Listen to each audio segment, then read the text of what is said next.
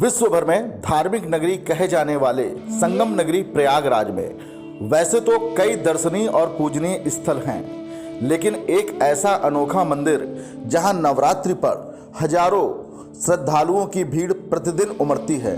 न सिर्फ कई जिलों के बल्कि कई राज्यों के श्रद्धालु यहां मंदिर प्रांगण में आकर माता के भव्य दर्शन प्राप्त करते हैं। और सबसे खास बात यह है कि यहाँ पर माता की मूर्ति ही नहीं यानी बिना मूर्ति की ही माता की पूजा होती है। शक्ति का ऐसा स्वरूप प्रयागराज में आज भी विद्यमान है। प्रयागराज के अलोपी बाग स्थित अलोप शंकरी देवी जी का प्राचीन मंदिर नवरात्रि पर आस्था का सबसे बड़ा केंद्र होता है, जहां प्रतिदिन हजारों श्रद्धालु माता के भव्य पालने वाले स्वरूप का दर्शन करने आते हैं। यहाँ देवी की प्रतिमा नहीं स्थापित है, बल्कि उनके प्रतीक स्वरूप पालने की पूजा होती है। इस मंदिर का पुराणों में भी वर्णन बताया जाता है। मान्यता है कि मां सती के हाथ का पंजा यहाँ गिरने के बाद विलुप्त हो गया था। इसी कारण इस शक्तिपीठ का नाम अलोप शंकरी हुआ। स्थानीय लोगों में इसे अलोपी मैया के नाम से भी जाना जाता है। मां दुर्गा के कई स्वरूप हैं, जिनके दर्शन पूजन के लिए शक्तिपीठों में देवी भक्तों की भारी भीड़ उमड़ती है। देवी के इन मंदिरों में अपने विभिन्न स्वरूपों की मां विद्यमान हैं। प्रत्येक मंदिर में मां के किसी न किसी अंग के गिरने की मूर्त निशानी मौजूद है, लेकिन संगम नगरी में मां सती का एक ऐसा शक्तिपीठ मौजूद है जहां ना मां का कोई स्वरूप है और ना ही कोई मूर्ति है, किसी अंग का मूर्त रूप है। अलोप शंकरी देवी के नाम से विख्यात इस मंदिर में लाल चुनरी में लिपटे एक पालने की पूजा होती है और लोग उसी का दर्शन भी करते हैं। बताया जाता है गिरा था मां सती का यहाँ दाहिने हाथ का पंजा। प्रयागराज में दारागंज में रामबाग की ओर जाने वाले मार्ग पर अलोप शंकरी का मंदिर स्थित है। इन्हीं के नाम पर यहाँ अलोपी बाग मोहल्ला है। मंदिर की देखरेख करने वाले महंत भी इस मंदिर का पुराणों में वर्णन बताते हैं। मंदिर के गर्भगृह में कुंड के ऊपर लगा है पालना। अलोप शंकरी मंदिर के गर्भगृह के बीचों बीच एक चबूतरा बना है, जिसमें एक कुंड है। कुंड के ऊपर चौकोर आकृति का लकड़ी का पालना है, जिसे झूला भी कहते हैं।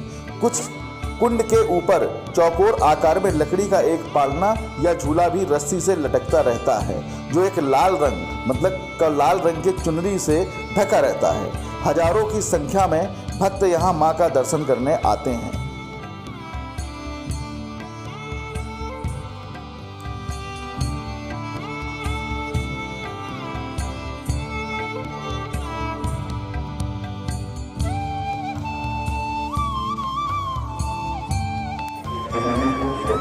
बनाए रखो, आप सभी का प्रमुख कर्तव्य है। मंदिर परिसर में गंदगी न फैलाएं। मां का दर्शन करते समय अलोपी मंदिर तो वैसे शक्तिपीठों में ही गिना जाता है। यहाँ पर सिर्फ झूला ही झूला है, उसी की पूजा होती है और लोग बहुत विश्वास, श्रद्धा और विश्वास पूरा लोगों का रहता है। लोग आते भी हैं और पूजा अर्चना अपना सवेरे से लाइन में लगे रहते हैं और घंटों लाइन में लगे रहते हैं कि हमको दर्शन करना है, हमें पूजा करनी है। 52 शक्तिपीठों में से एक पीठ है। इसकी वही है कि जब भगवान शिव नहीं दक्ष के यज्ञ में गए और दक्ष यज्ञ में जब भगवती ने योगाग्नि के द्वारा अपने शरीर का त्याग किया, तो जहाँ जहाँ फिर वो एक पौराणिक जो कथन है उसके हिसाब से फिर भगवान विष्णु के सुदर्शन के द्वारा उस शरीर का खंड खंड किया गया और जहाँ जहाँ वो शक्ति के अंग पूरे भूमंडल पर गिरे, वहाँ वहाँ शक्तिपीठ के रूप में भगवती के पीठ बने। तो यहाँ भगवती के जो करांगुलियाँ हैं, हाथ का पंजा है, वो गिरा।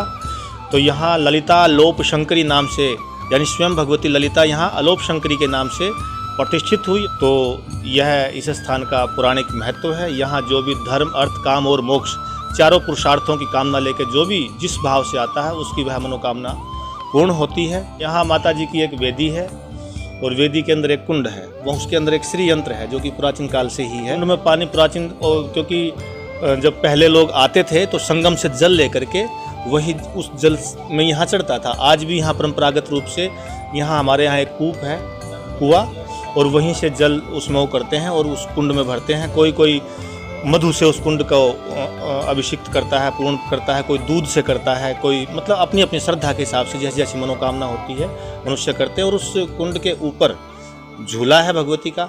तो झूला माता और पुत्र के मध्य का एक बहुत ही सुंदर संबंध दर्शाता है। यह समस्त जगत उस जगदम्बा भगवती के लिए पुत्रवत है।